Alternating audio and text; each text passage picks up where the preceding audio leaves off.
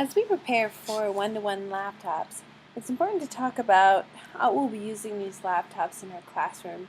This is what we call the SAMR model. And the SAMR model helps us to think about how we're going to use these tools in our classroom. And typically you'll kind of follow this hierarchy as you become more and more familiar with the tool. Initially in the SAMR model, you just use the laptop as substitution. So before, if you would be handing on a worksheet on paper, you'd now be handing it out electronically. Students would be handing it in electronically, and you can read texts on the computer versus reading text hardcover. But as you progress in using the tool, you'll later go to augmentation, meaning now students will use some online tools to change their documents, so maybe using the comments in their Google Docs or something like that, so using it in a slightly different way. You'll then progress to actually modification. So now you begin to redo how you would have done things before. You allow for collaboration and chats on your Google Docs. You allow for using a Vocaroo alongside of your Google Docs to have it read the text back to you, and then you'll do edits on your text based on fluency, etc. Now you begin to make film or use a different mode or medium to communicate than maybe you were capable of doing before. And then the goal of the SAMR model is to eventually go to redefinition. So to go to a level that you couldn't have done without a computer. And here's where you Skype, or where you mystery Skype, or you have a back channel chat while you're doing some direct discussion within the classroom. You may also have a Twitter back channel discussion going on at the same time. So it opens up avenues within the use of with the use of the one-to-one model that maybe you didn't even consider doing before, or maybe wasn't possible to do before you had the laptops. So just think for a moment in your own mind about how you see your own progression as you begin to use the laptop device. Will you find yourself initially pretty much in that substitution phase, which is perfectly okay? Will you start to venture into augmentation or modification? And do you think you'll ever use it as a redefinition? What was interesting teaching in a one-to-one setting where we had access to laptops and students had access to laptops for 7-8 years plus, is we just did a SAMR survey, and I'll give you guys a chance to take a SAMR survey. We just did a SAMR survey last year after that many years of using laptops, and we found that very few teachers actually got much beyond this augmentation modification level with their students. There were very few teachers and students that were using laptops in this redefinition phase. So again, no judgment about good or bad, but interesting to watch how these tools are being used. I think, again, we've talked about this many times, but the laptops are a tool within our own pedagogical practices. So, where is Calvin Christian going in terms of its pedagogy? How do we want to teach students? How do we believe teaching and learning best serve the needs of our students and the mission of our school? And then using that laptop within that, whether that means substitution, augmentation, modification, redefinition, maybe a little combination of all of them. I think it has to serve that mission and that pedagogy of teaching more so than just saying we've climbed the SAMR model. Well, now let's talk specifically about the top 10 tips for one-to-one in your classroom. And these are some things that I've gotten from various readings from various teachers who've taught in one-to-one, and some of it from my own experience as well. First and foremost, set a communal culture. I think that technology devices such as a laptop or any other kind of technological personal device can be just that, more of a personal device rather than a communal device. So for me, it was really important as a teacher to arrange my desks and to have students use their laptops in such a way that they know that that tool was helping to contribute to a communal consideration of knowledge and a communal application and synthesis of knowledge and communal critical thinking as they accessed the tool. So again, I think that has a lot to do with how you explain to students that the tool will be used, when they access the tool, and again, just the even the arrangement of your room. You know, if, for instance, in a group setting, each student is responsible for finding a piece of information in their research and then sharing those pieces so that it's clear that everyone is contributing together to a communal culture.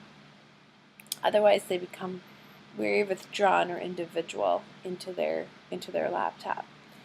Secondly, just being really clear right from the beginning about what those routines and procedures are. You know, take your laptops out, put your laptops away, tip 45 on your laptop, or turn your chair, you know, whatever it might be. Almost overdoing the procedures and routines at the beginning so that students don't body up, learn a more maybe selfish or self-centered approach to it, but again, more of a communal culture towards how the laptops will be used to support learning in the classroom.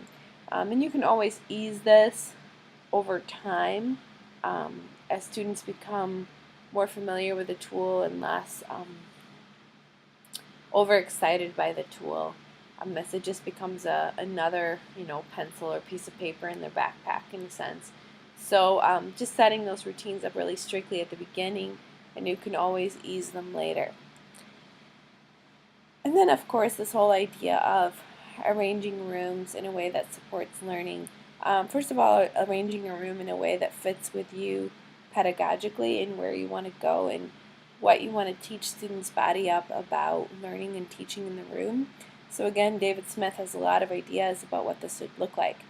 But practically, once you have the laptop, it kind of forces your hand. So we'll need to talk more and more in the school about, you know, whether that's desks, whether that's tables, how you arrange your desks or your tables in your room. I definitely found that the best way for me to set communal culture and the best way for me to support the kind of learning that I believe is critical in the 21st century, I needed tables and I needed to arrange them in groups. Arranging them in this way then also obviously made it easy for me to see students' laptops, and obviously I'm up and around and walking around the room and conferring with groups, so that made it really easy to see laptops as well. But you'll have to discern how that works, you know. If you continue to have students in rows and you now want them to take a test and you want to see their screen, you can simply have them stand up in their desks and turn their desks around so you can see their screen. You know, some people like to arrange them in semicircle, you know, and then have them turn when they're taking a test so they can see their screen. So there's just different ways that you can do it, but just being really intentional about how you want to do this. And also, you know, of course, as always, we want to just model how we want the device to be used in terms of how we carry it, how we care for it, how we use it, modeling our own responsibility on the device to students. If they see us using it well, they're more likely to use it well as well.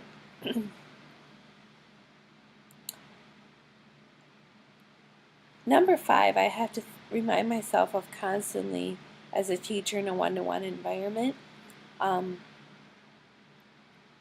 You do see students surfing when they shouldn't be. You do see students clicking on other tabs, and some people will say, you know, only have a certain number of tabs open on their device, and maybe with younger students that's a better thought.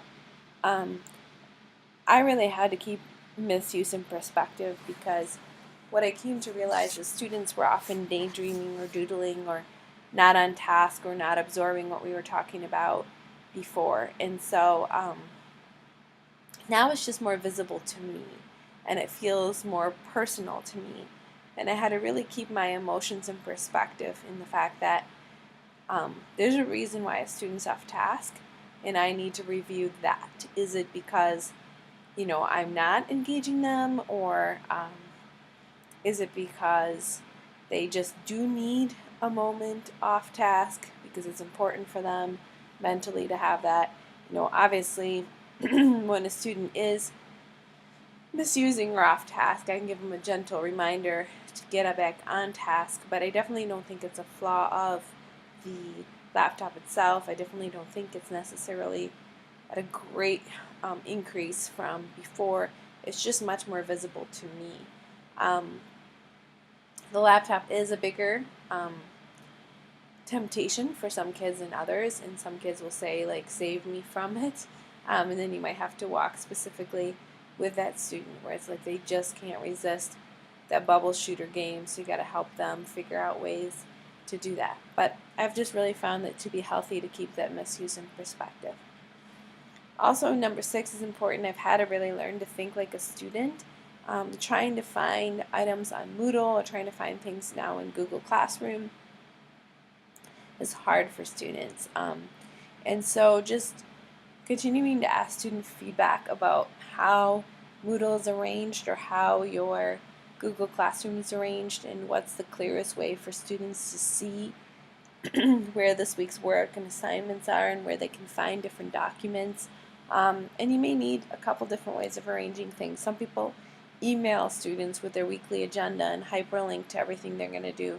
Some people do that from Moodle. Some people do, Google Slides or Google Site, and again, hyperlink, But I think they need the same clarity that adults need. I mean, when I send out weekly correspondence to you, I know that you appreciate when I hyperlink right to the documents I'm referring to rather than asking you to find them on your own.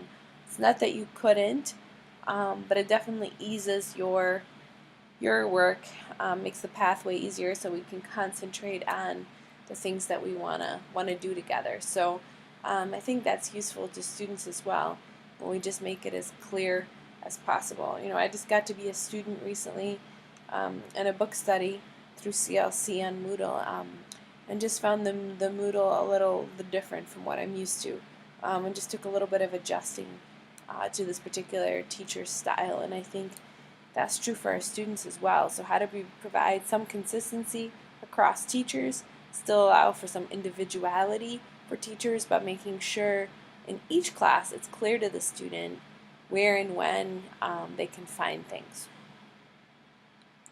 Number 7, also empowering students rather than restricting students. I know that we're really concerned sometimes about cheating and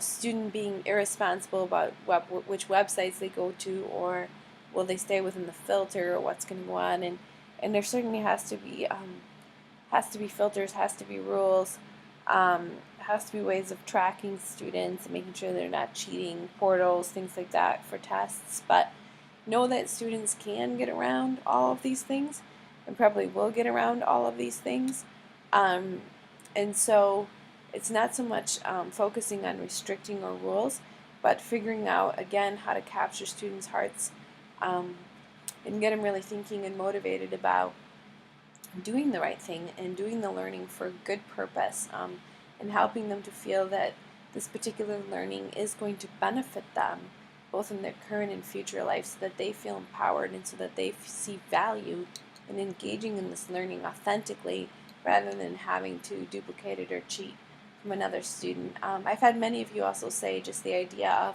writing your questions and writing your tests at a level where students really have to work at it and can Google it.